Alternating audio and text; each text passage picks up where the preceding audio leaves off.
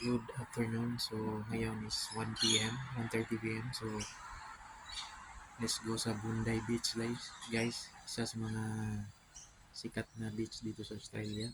So, from my room, it will take around one hour and a half. So, from my house going to station, mag-scooter lang ako. Nandito yung scooter ko. So, ayan sa baba, sa likod ko. And then it will take around 10 minutes. Then from the station going to Bondi Junction, it will take around probably an hour. Yeah, and then from Bondi Junction to the beach, it will take around 10 minutes. So guys, tara guys, explore natin yung area. So ayan, dito na. So ayan.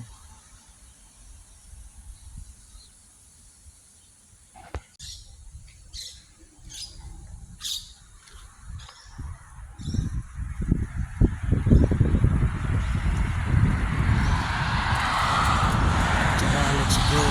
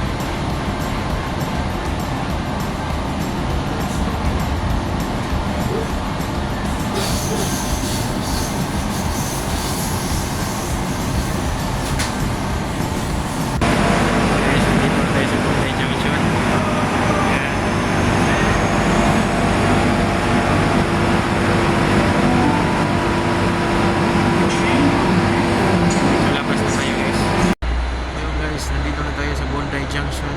Yan. So, tingnan natin kung anong sasakyan natin papunta dun sa beach. Ayan yung area. So, I think pwede lang ata mag-scooter. So, tingnan natin kung may bus. So, mas maganda mag-bus na lang tayo. So, tingnan ko dun sa right side.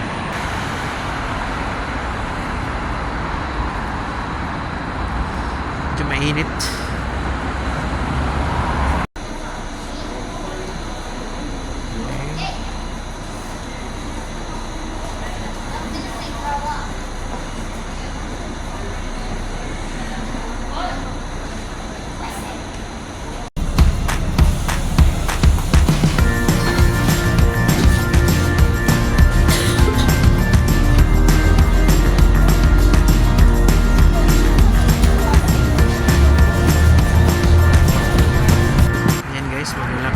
Kasi mali yung anuhan ko, nababaan ko, pero malapit-lapit na. Nakita ko na yung dagat dito. So ayan, so gamitin ko lang yung scooter ko para darating tayo doon. Kita ko kasi yan, yung Bondi Beach na ano. Yan. So hindi pala yun. Sige. So guys, ito na tayo guys. Yan, yung beach sa likod.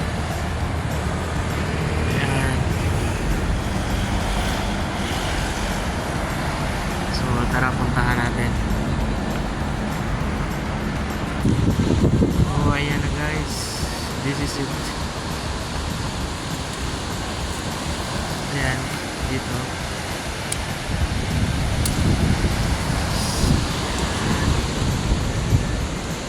It's guys. Ayan yun. Ganda.